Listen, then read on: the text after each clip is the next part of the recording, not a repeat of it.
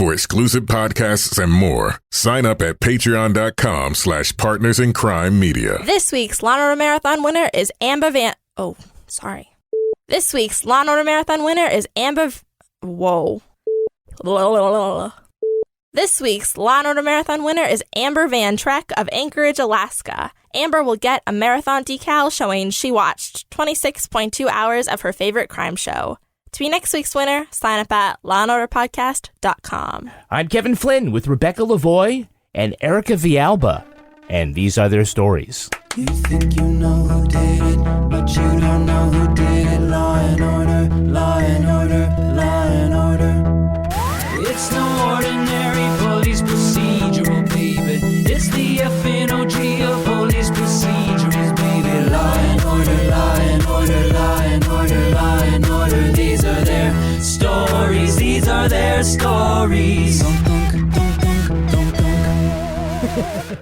Welcome to These Are Their Stories, the podcast about network TV's most enduring crime franchise and the real-life cases that inspired their shows. I'm Kevin Flynn.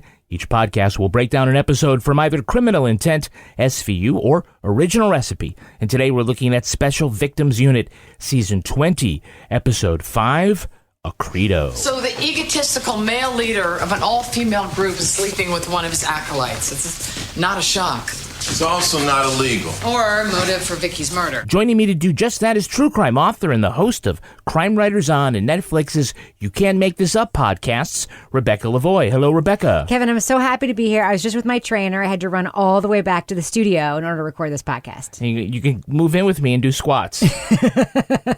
We'll explain that later. Rounding out our panel is our special guest from the That Aged Well podcast. It's Erika Villalba. Hey, Erika. Hey, I just got branded for this, so we're all set to go. Yay! Ouch. I hope it's my initials and not somebody else's. Oh, my Lord. So That Aged Well is not something we always hear about Law and Order. Never. Not always. Like, almost never. Well, okay, almost never. But Erika, you and your friend Paul, who's like stalking you in the background right now, terribly jealous. You guys talk about TV and movies from the 80s and 90s, so what really did not hold up well? Oh, good question.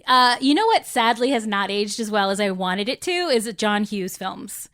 Yes. The John Hughes catalog is a little more 80s than you want it to be. Correct. In every way.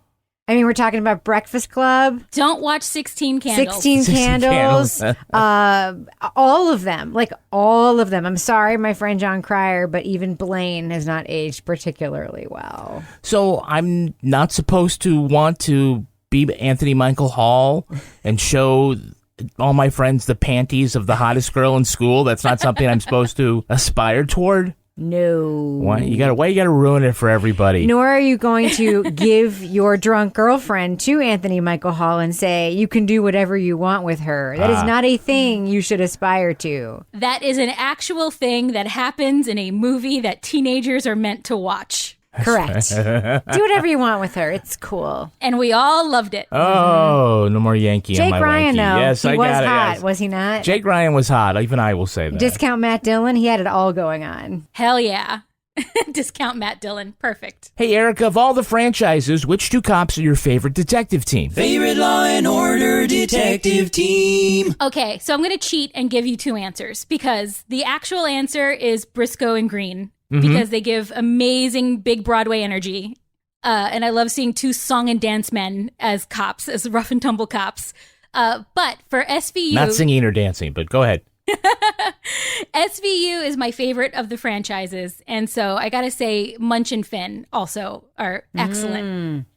Of all the cops of like all of Law and Order, Munch has aged by far the best. Oh, so he's aged well, huh? But you know why? Because he looked like shit to begin with. So he had nowhere to go but the same, right? He also he has like a healthy disdain for authority and for cops to begin with, which now feels very like, oh yeah, of course. Yes. The stuff we used to think when he said it, it was like, oh, that's crazy. It's like, no, he was right. the government is in fact spying on all of us. But actually, like literally aging well. Dan Florek looked the same in his last season of SVU. He looks younger. In his first season of Law and Order. Dan Florek has a fucking painting of himself in his attic. Must be. It's insane. Dan Florek is Benjamin Button. 100%. Absolutely. And Erika, who's your favorite prosecutorial team? Favorite Law and Order District Attorney Prosecutorial Team. I gotta go Barba. I just love me some, again, big Broadway energy with the Raul Esparza. It's a good pick. It's a solid pick. 100%. Although we really don't have like a musical episode. Also, now that Ice-T is doing like heavy metal, can we please include that on the show? 100%. Why not? All right, now let's take a look at the first half of our episode. SVU Season 20, Episode 5, Accredo. Welcome to Accredo Entrepreneurial Workshop. All chicks, no dicks. There's a new woman in the program who's just out of an abusive relationship, but still willing to ignore the water running in the tub so she can answer an unexpected knock on the door in her silk bathrobe. She was stabbed multiple times in the chest and in the torso. She was sexually assaulted with a table leg. We know who she is? No, there's no idea. There's no cell computer in the loft, no pictures. There's no mail in the mailbox. That's strange. Yeah, with the sexual component, homicide wants us to take the lead. The victim also had part of the flesh on her torso cut away. At the morgue, the apartment's owners say, "Phew, not my daughter." That's her friend Vicky, who moved in after being stalked. The squad learns Vicky had been dropping big bucks at Accredo, and Benson and a visibly pregnant Rollins visit their fancy-ass mansion to get some answers. The suave and all-knowing leader is Arlo Beck, and his girl Friday is Lila, who says Vicky's ex-boyfriend Brad posted intimate photos of her. Carisi and Finn get a warrant for Brad's place, and they find blood on his shoes and pants that match Vicky's. His alibi's good, though. He's on video at a nearby bar, but he's seen leaving with Gina, one of the women from Accredo. She tells Liv and Amanda she has no idea that the guy she left with was Vicky's ex, and the patch of flesh sliced from Vicky's body was probably a brand, the same symbol all the women in Accredo agreed to have branded on them. Finn and Carisi meet Gina's husband, who has photos of the women pinning Vicky down with a foot on her neck. After a hormonal Rollins knocks her to the floor, Gina tells the detectives Vicky was her serf and did whatever she said, but Vicky wanted to leave Accredo, so Gina was ordered to plant the blood on Brad, blood that she got from Lila. So, by the way, this episode starts off with scenes of Liv working out with a private trainer. Is this Mariska's way of saying, fuck off, America, I'm trying? I really am troubled by all of the Olivia Benson workout energy that happens in this season. I really am. I'm troubled by it because before this episode, there's a scene where she runs and like is uncomfortable. Remember that scene? She's out of breath. Yeah. It feels extremely fat shamey to me. It feels incredibly uncomfortable to me. She's a fucking captain. Like, whenever is she going to need to run or throw a medicine ball on the job? I don't know. Throw a medicine ball. Also, is she supposed to be ageless? This is a woman like rounding 60. Yeah. Right. Exactly. So why do we care? And this isn't the only scene she has, like with the trainer thing. Like, they really want us to know that Mariska can throw that medicine ball. I thought she could anyway. I don't know why we have that. Well, I think it might be part of the long setup to get to the Fitbit tracker, which we will get to. But now, no one can identify the victim, so they call the owners of the apartment to come down from Connecticut, and they say, meet us at the morgue. And after a few questions, Liv says, we need you to make an identification. Why are the parents so surprised? Is that why you brought us here? We thought medical examiner's office was like a school or something. I want to know, at every medical examiner's office, if you just knock on the window, will someone open the shades and there will be a dead body? Is that someone's entire job, is to raise the curtain in the medical examiner's office? It was very theatrical. It was like, open the blinds. Whoop, whoop, whoop. I got to tell you, whenever I do that with the blinds, if I pull it down, like if I wanted to put it back up, it would jam. Yeah. So instead of the dramatic, okay, drop the Venetian blinds. It would be like you pulling left 800 times on the cord. Like crooked, and it just all the drama would be gone. Yeah. They need those fancy Pella windows that have the blinds inside. Yeah. I'm just saying that would be a very good solution for this Emmy's office situation. Is this your dead daughter? Exactly. They should just lean into the theatricality of it and just have like velvet curtains that raise like in a theater. Amazing. Oh, yeah. Or a scrim. Yes. There's shadow puppets behind it. And why not throw in an orchestra? Make it a moment. One single spotlight, boom, comes on like that. 925,600 Corpses. Yeah, okay, there you go. We were thinking it, yeah. Yeah, so like their daughter Abby, their actual daughter, who isn't the victim, she is an actress and on location shooting a, quote, dystopian horror story. You know, one where women lose all rights. You know, Texas. Oh, or The Handmaid's Tale. It was literally The Handmaid's Tale, was it not? Erika, she was literally wearing the outfit with the red dress and the white cap. They were doing everything they could not to get sued by Hulu. They were like, how do we just reach the edge of this without actually getting sued by Hulu? Blessed be the rape cops who show up on set. May they open. Doesn't NBC own a Hulu? No, they invest in it, and you know they're partners. They don't own. It was Hulu. just very funny that the way that there were so many like feminist like mic drops in this episode. There was Livy's mug on her desk with a dissent with the Ruth Bader Ginsburg. Yeah, she's always collar. had the RGB. There was stuff, Livy throwing a medicine ball at a man. There was Rollins. Take that. There was Rollins, like, I don't know, completely not hiding her pregnancy. So much feminist stuff in this episode. Yeah, I mean, speaking of losing your rights, you know, for some reason, Rollins hasn't notified 1PP that she's pregnant. Okay, because I don't want any special consideration. No, I mean, you are pregnant, Amanda, and you can hide it with clothes, but we're going to have to notify 1PP. I can give you a week, max. I mean, who wants to get paid the same for browsing Facebook all day as opposed to going around murder sites and getting sick by blood fumes? I have two thoughts. Yeah. One is, as I've said before, if anyone ever told me I didn't have to work, but I would still get paid, I'd be like, yes. Two is, it is actually sexist AF that a pregnant cop can't just do what a cop does. Like, I don't know, show up on scene, talk to people. Yeah, most of the other cops, Erika, are not vomiting. Get back, Rollins. I'm fine. Go. I mean, Rollins came here to do two things: throw up and commit low-key police brutality. That's what she's here for. Yes, there you go. Yes. And she's all out of vomit. But Olivia says, like, well, you know, we can hide your pregnancy in some loose clothing. We know that. That's how you got through 3 of your own children on this show. Correct. Just hold this in front of you. There you go. And Rollins, throughout this whole episode, becomes more and more pregnant. Did they film this episode over like a 4-month period? Because at the beginning, she just looks literally like, is she pregnant? And at the end, it's like beach ball under the shirt situation. Apparently, the dark blouses are very slimming, you know? We know. Look what I'm wearing right now. But like now. the white blouse with the vertical stripes is like, oh my God, I mean, she's 10 inches dilated by the end of this episode. Like, that woman is pregnant.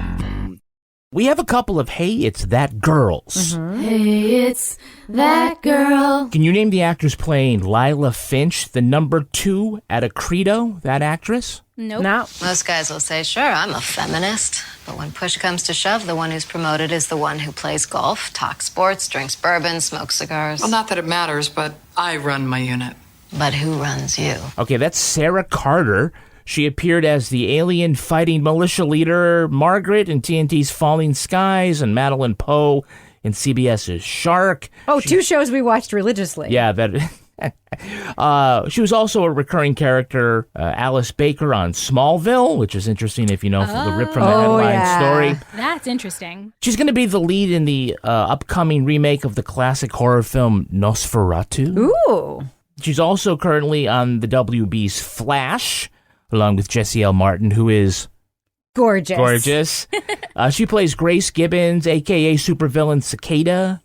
Although she's not actually Grace Gibbons because that's a 9-year-old girl in a coma and she's come back in time from the multiverse to stop the murder of her parents and get revenge on the Flash. And do you want me to tell you more? Somebody Wikipedia the hell out of this.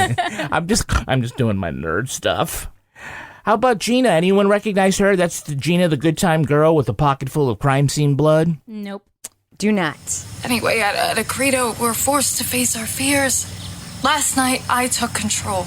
That actress is Lily Simmons. She's a regular on the show Banshee and was a femme fatale on season 5 of Ray Donovan. Both of those were on Showtime. Mm-hmm. Rebecca, you do a Ray Donovan impression. Hey, Epps. That's about all he ever says, right? Can you do Abby? No, Ray, I cannot do Abby. Whatever. Perfect. I'll take care of it. Ray. I'll talk to Bunchy. Calabasas? Why do we live in Calabasas, Ray? Oh, you're horrible. All right. That's also the secretary from Ghostbusters, by the way. 100%. Oh, dropping off and picking up. Oh, all right. Rebecca, you might remember her from Westwood as not the sex robot Clementine, but the sex robot New Clementine. Okay. Just saying. She was also Catwoman on Gotham, but just in the series finale because Selena Kyle was played by a preteen actress and they needed somebody older for the flashback, who had boobs. And do you want to know more? No. Okay, just checking. We also have a Hey, It's That Guy. Hey, it's that guy. Who is the actor playing CVS brand Gordon Ramsay and cult leader Arlo Beck? If you don't call on me, I will kill you. All right, Rebecca, who's that? That is Sebastian Roche, otherwise known as Jerry Jacks, a longtime villain on General Hospital, a.k.a. my favorite soap. A woman becomes a cop. Why? To establish power over men. Why? Because men have A, disappointed her, B, demeaned her. The minute I saw him on screen, I was like, Kevin, if you don't call me on me for this, hey, it's that guy, I will, in fact, brand you with a GH brand. He also is a hot priest on the Young Pope. He's one of the many hot priests that appear on the Young Pope. Yeah. He's French, by the way, not Australian, even though he only plays Australian people and things. Yeah, he was also the bad guy on Fringe. He's currently in Big Sky. He was the fallen angel Balthazar on Supernatural. He's only bad guys, like ever. And Michael on the Vampire Diaries and the spinoff The Originals. He also has a recurring role in Batwoman. And do you want to know more? I want to hear more about his General Hospital character, please. Well, what do you know? That he was a bad guy? He's a bad guy. All I know is this. He's been mentioned quite a few times lately on the soap, which means he's 100% coming back soon. Every time they drop someone's name and they're like, hey, remember when Jerry did X? They're just priming the audience. Like, Jerry is going to make an appearance. I'm 100% sure. Does he have his French accent on General Hospital? No, he plays Jasper Jacks's brother, and they're both Australian. So he does that Australian accent. By the way, that wasn't me trying to have an Australian accent. Right. Okay, Nicole Kidman. Now, from age 12 to 18, he traveled the world on a sailboat with his parents and two brothers. On brand. We have a friend that their parents tried doing that, right? It lasted for a week because she was 2, and they realized they had to tie her with a rope to the side of the boat, and then they went back and sold the boat and just bought another house. It's like she's totally going to die. Well, what do you say when you decide, when you turn to your wife and suggest that everybody get on a sailboat for the next couple of years? Hey, we don't need to have sex for the next decade, do we? It's like a tiny house. It's like a tiny house. A tiny house with seasickness. It's perfect. Does anybody recognize Liv's trainer, Wyatt? 3 more. Harder, as hard as you can. 2. 1 more. Nice, and rest.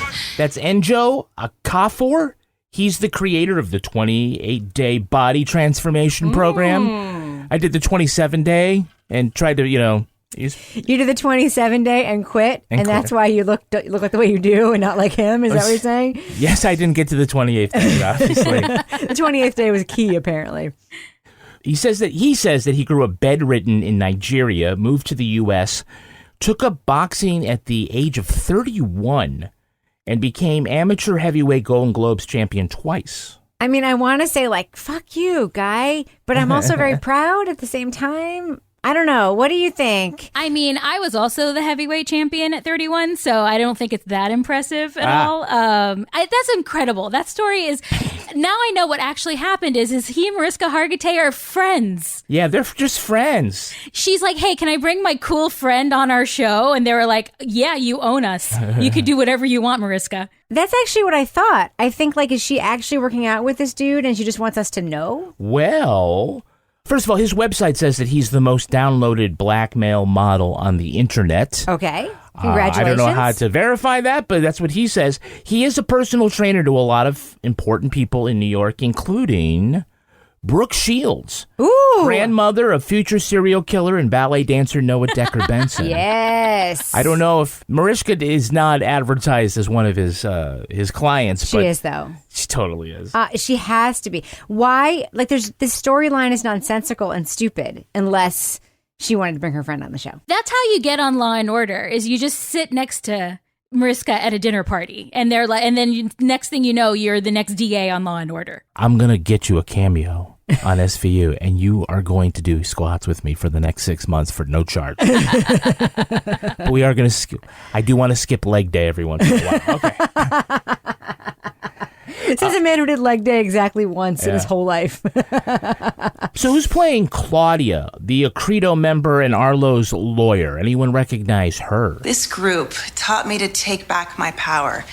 I went from schlepping briefcases for the senior partners to head of the litigation department. No, man, I am 0 for 10 here. That actress's name is Erika Villalba. She was in the girl power action flick Bitch Slap and was punished for having sex in a tent in the remake of Friday the 13th, as all sexers are. Yes. If you're a woman and you have sex in a horror film, you are dead. Yeah. Fair. That's it. According to Boobapedia, what the fuck? You can't just start a sentence that way. I dig into my research. Stop. Are you just trying to make it so that when I use your computer someday I type like BO into the search bar to find, I don't know, like body wash, that when I see Boobapedia come up, you can be like, it was for work. No, don't worry. I use an incognito window. According to Boobapedia, she was on the cover of Playboy and appeared naked and painted on the album cover of Motley Crue's Saints of Los Angeles. So if you had the cassette single like I did, you could see very small. I didn't have that. By the way, she is the sister-in-law of Nev Campbell from Party of Five. Ooh. And she met her husband, Christian Campbell, on the horror flick Neighbor.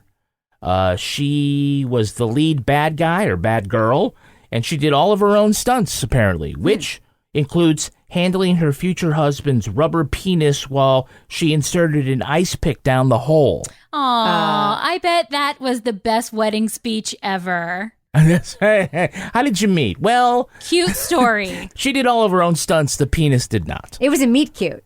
It was a what? Meet cute. You know, the movie thing. Never mind. But meat is spelled MEAT. So Carisi and Rollins drive out to the country estate of Arlo, and when Arlo meets Amanda, he is terribly inappropriate. Mr. Beck, where we're on. Congratulations, you're beautiful. Your pregnancy suits you. But you're conflicted, aren't you? I can see you're terrified about losing control, about being vulnerable. You've been hurt badly in your life. And I'm sorry about that. Yes. Boundaries, dude. Yes. I mean, he knows she's a murder cop, right? Yeah, but he also knows that she's terribly unhappy. And that she's definitely not with the guy that impregnated her. Whoever put that baby in your belly. This guy, like, why would you antagonize a woman right away when you meet her? But also, like, that could be said of anyone. He's like, you're a beautiful woman, but you seem very conflicted and deeply unhappy. I'm like, bitch, I live in New York. That's all of us. Yes. Says the guy who's opening the door to the pool house full of mattresses. Yeah. Like, who is he to judge with anyone? No linens. Man, if he is really running a sex cult and there's that many mattresses, I mean, God bless him and his stamina. This looks like the world's worst sorority house, right? This is like a sorority house that's just, they lost their charter and now they don't have enough money for beds. Lila says that Brad hacked into Vicky's Facebook account and posted intimate photos. He posted these intimate photos. Yeah, here. That I happen to have right here on my own phone. He also calls Vicky like fugly slut bag. And I'm like, oh, did the other plastics also fill out their burn book?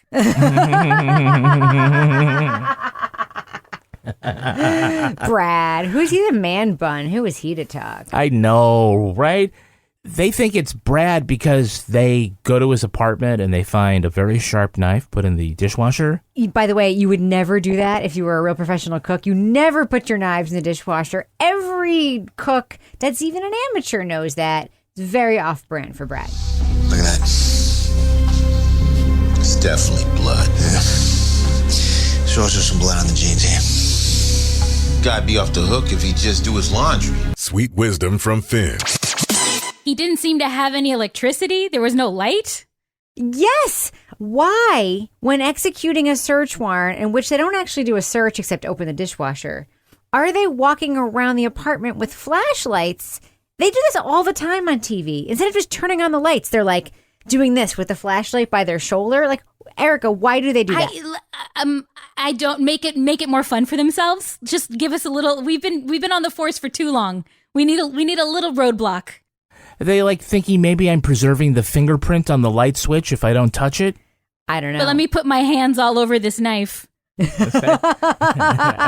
this dishwasher handle. Hey, look at these jeans covered in blood. Should I try them on? Please do, Finn. Please do.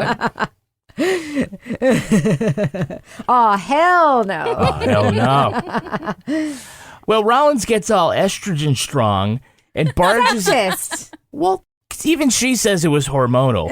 She gets all estrogen strong and barges into the interrogation room, and she kicks Gina from the chair and puts her foot on her neck. Get on the damn floor. You feel empowered yet? How's this, huh? How about now? Amanda, stop. She wants to feel demeaned? I'll demean her. It's going to be a lot worse in prison, Lieutenant. So for those of you who've asked, what would it be like if Stabler got pregnant? Here's your answer. I think there would be more beating if it were Stabler. Erika, did you notice that afterwards Benson said to Amanda, Your behavior was unacceptable. Your behavior was unacceptable, and then that was it? Yeah. So apparently it is acceptable. She's hormonal, you guys. Like, you can't put, that's why you can't put a hormonal cop in with suspects. They'll go crazy. Yes. And accidentally beat the shit out of them. It's why you can't have a woman president, because if she has PMS, she might accidentally push the red button. Remember? Yeah. Yeah, we know. We're just all so emotional. There's also one other thing about her that's going on right now. What's that? She's pregnant. Yeah. She's hungry. Know. Yes. And all she's eating is salad. And she's eating this salad. Noticed that I would be too. very angry as well. If I was 14 months pregnant the way Rollins clearly is in this episode, yeah, I would be hosing an entire pizza. Why is she eating, like, half-heartedly eating 4 pieces of lettuce? I can't explain it. I can't. I mean, I was the one waiting in line at 10:30 in the morning for a filet of fish at McDonald's when I was pregnant. So I cannot explain it. I would be deep-throating a meatball sub if I was 15 months pregnant. All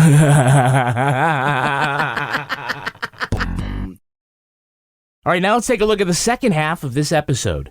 Gina spills the beans on Arlo's cult. So to get into Arlo's inner sanctum, the girls have to give collateral.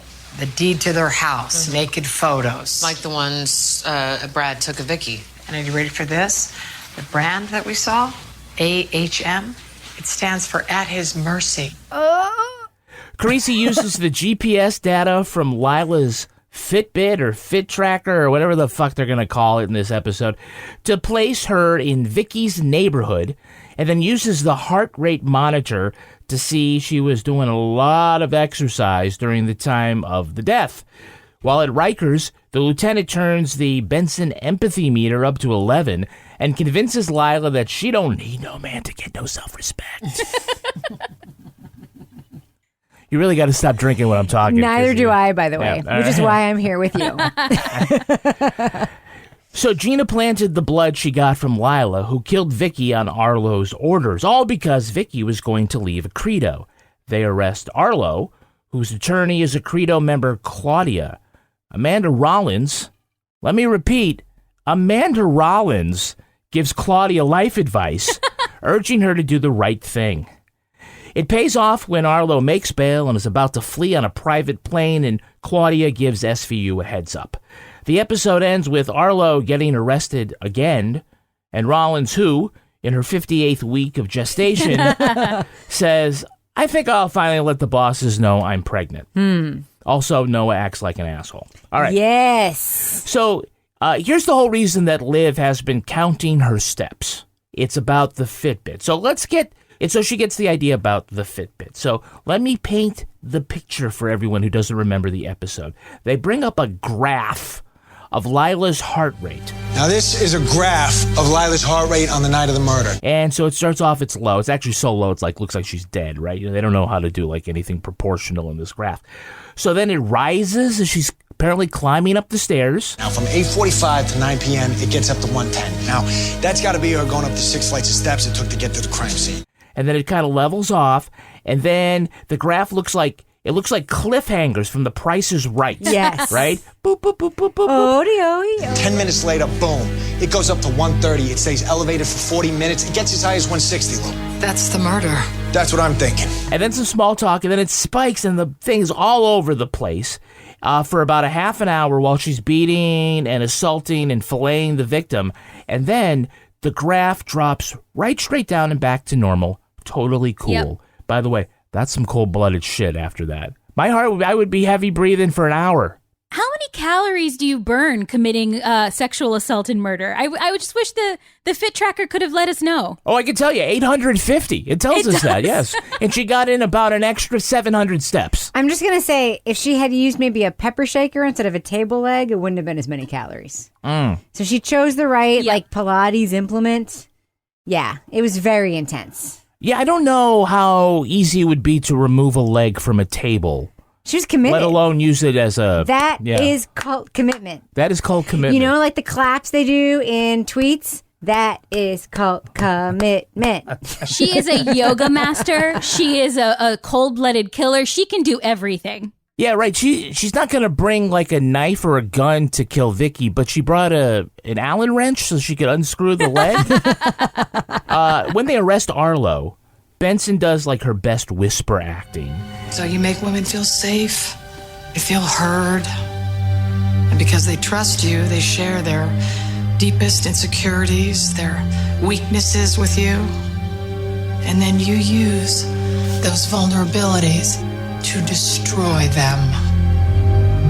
You, Mr. Beck, are the worst kind of predator there is. Really? Really? He's the worst?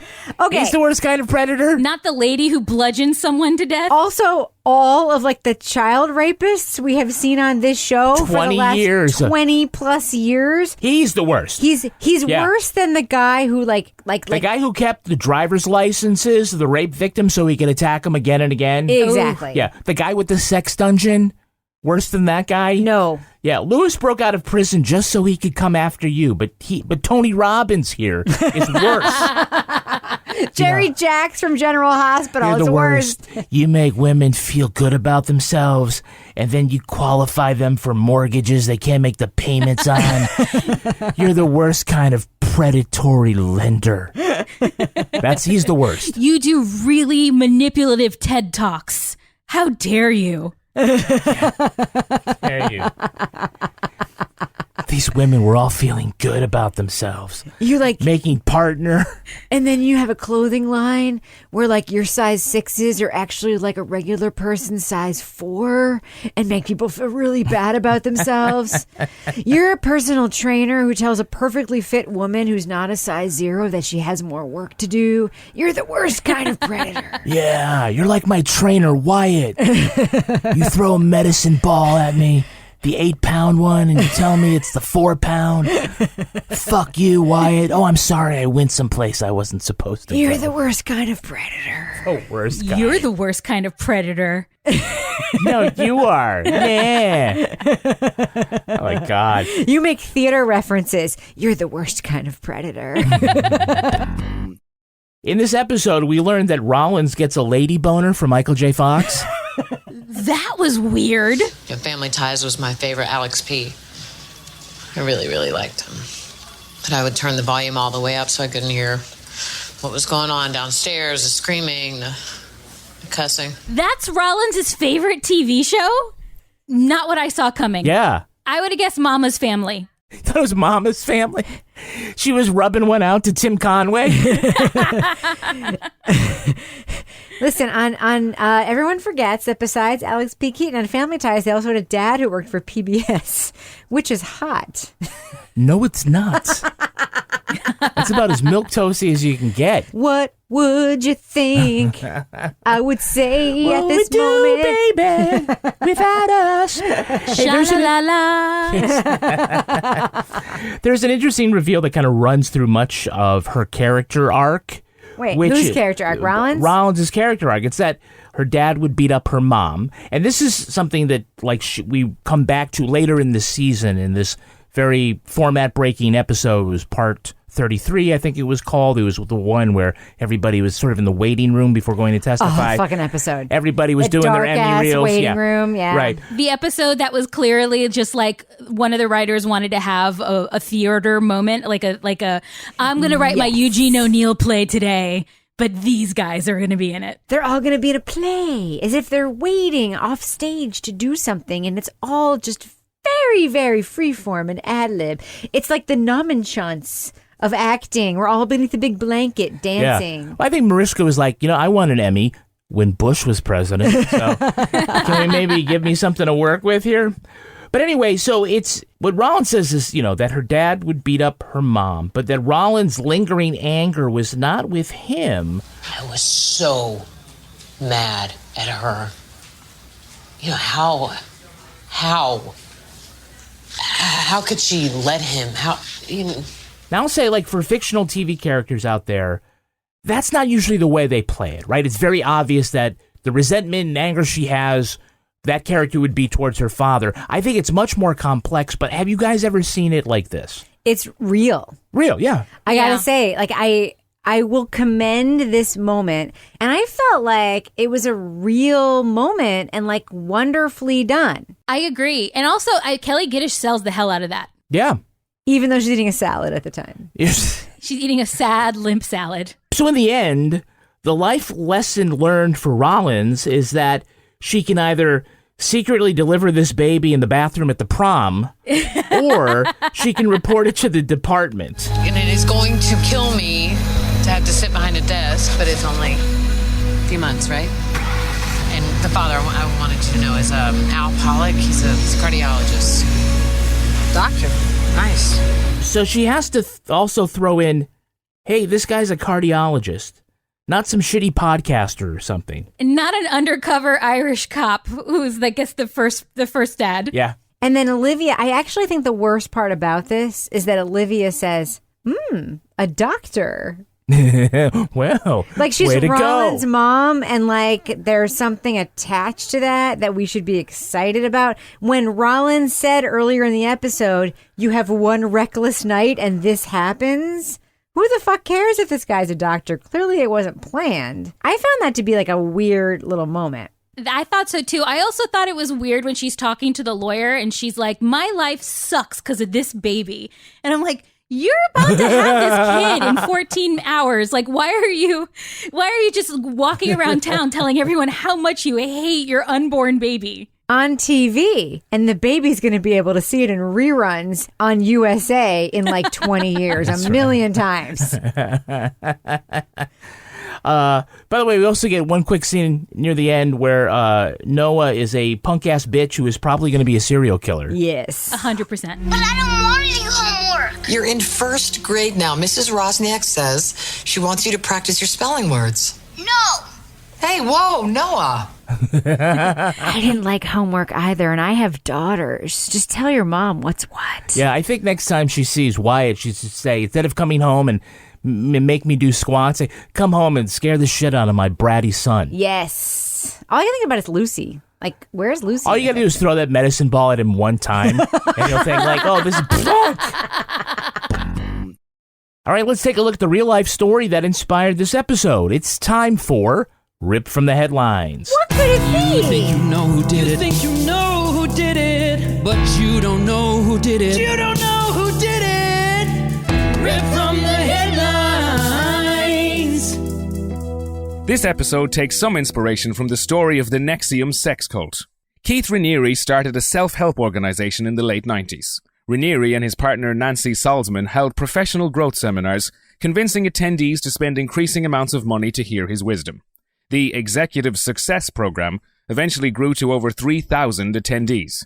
These included employee disciples required to sign up even more followers in a kind of pyramid scheme. Raniere organized a small group within NXIVM with the help of actress Alison Mack. The group was called DOS, and Mack described it to recruits as a secret sisterhood.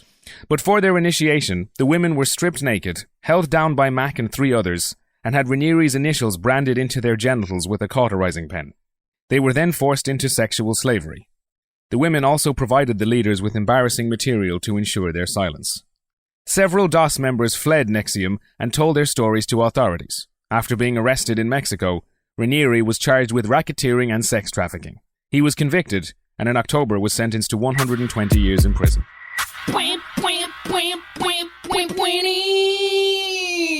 Well, Rebecca's reaction to all these cult stories when she sees them is that once they explain their doctrine, she's like, well, that sounds pretty good.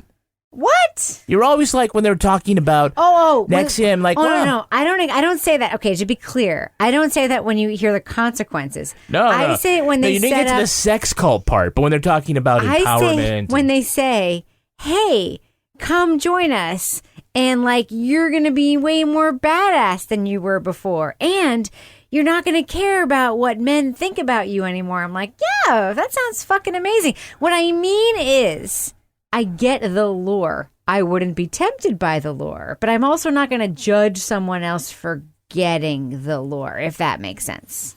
But Eric, isn't that like no one ever says, yeah, I want to join a cult? They join something and they find out later it's a cult because it sounds so good. Like you've walked in the door and you've bought like thousands of dollars worth of classes and you're like, oh shit, I'm in a cult. Whoops. I feel like without the sex dungeon part of it, this is also Gwyneth Paltrow's cult, right? It's not that far off. Oh. Like that's Goop and NXIVM without like the sex dungeon part, the sex slavery part. They're very similar. Agreed. I completely agree. Do you think you can get candles that smell like Raniere's ball sack? Because of his like volleyball games, not his badminton games? Yeah, he plays volleyball. Jesus H. Christ. All right. Here are some late developments in the NXIVM case. In June, Alison Mack got 3 years in prison. By the way, she was, as you may recall, an actress on the TV show Smallville. Last month, Nancy Salzman's daughter, Lauren Salzman, was released for time served due to her, quote, extraordinary cooperation. She was also responsible for collecting the sex slaves. Nancy pled guilty. She will be sentenced in federal court today. Wow. September 8th. The feds want at least 3 years. She could get up to, I think, 9 based on the the guidelines. I have a problem with this. Yeah. So, I'm just going to say it. I've said it many times before in our other podcast. All of these cults, the thing they have in common, whether it's the yoga one or the Wild Wild Country one, they all have a like second in command who's a woman, who makes all of the people that are in it feel safe. Because like, there's a woman in charge of this. Like, it's fine. It's fine. Nancy, I would say, is almost more insidious than Keith because her Is she job... the worst kind of predator? No, but Keith is horrible. But her job is also to be like, hey, lady, it's fine. I'm here. Like, it's insidious. It's 3 years? Not enough, in my opinion. But isn't she also a victim in a way too? Actually, I have to admit, I don't know that much about NXIVM, so I don't know like how deep she was from the beginning. But is it possible that she was also sort of low-key brainwashed to start? Maybe, except she was already like a business consultant person who sort of liked what he was doing. I mean, nobody's coming into this with clean hands, but I do believe that some of the things that were very troubling to prosecutors was that she very easily parroted a lot of the talking points that Raniere had about things that young children don't mind having sex with adults and rape is freeing and weird shit like that. And no. Lock her up. The followers of NXIVM were taught that they were important, and never was that more clear than the HBO series The Vow, a 9-episode series produced by them. 6 of the episodes were essentially their reactions to Rhaenyra being arrested. Did you see it? Yes. Erika, did you see it? I did not. Oh my God. It will go down in history as the most self-indulgent navel gaze in the history of premium cable. That being said, yeah, we know the story, right? It was sort of like, yes, we know that like it was too long. It was way too long. The first 3 episodes were great. They tell you what's going on, and then all of a sudden let's follow us around while we talk about our feelings about this. But hours. You know what I really would have wanted though? What? I wanted some of those students who had to go to UC Berkeley with Allison Mack after all this went down before she was like awaiting trial and had to take like women's studies classes with her. That's what I wanted. Explain this reference to Erika. So Allison Mack, the actress from Smallville, who was like really in command of this DOS part of NXIVM, which is the branding horrible, you need to weigh 85 pounds part, was arrested. But then when she was awaiting her trial, she was at home in California with her parents. And she attended classes at UC Berkeley, and I have questions for the admissions department at UC Berkeley.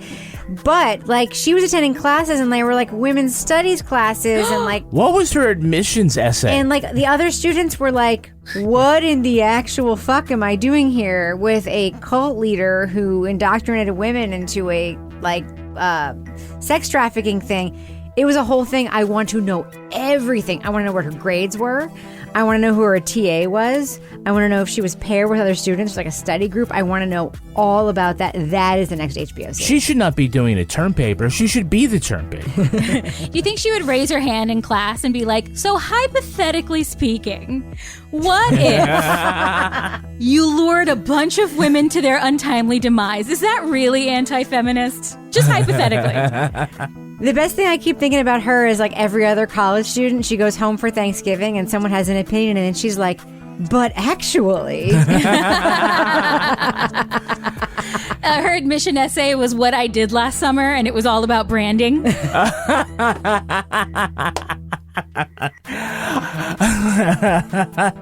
I went to NXIVM to change them, but really, they changed me.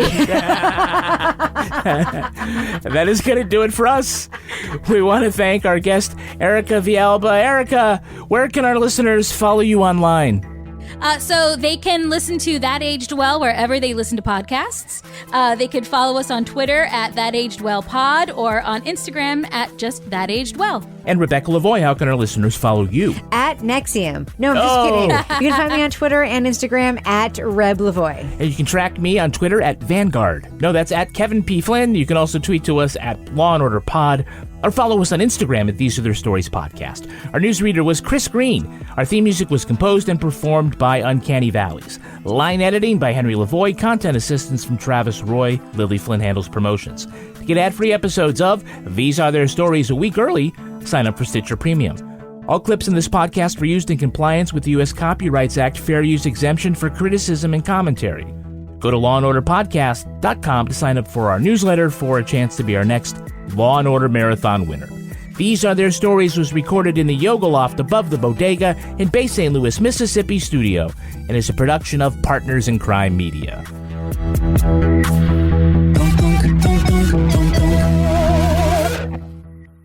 Partners in Crime Media.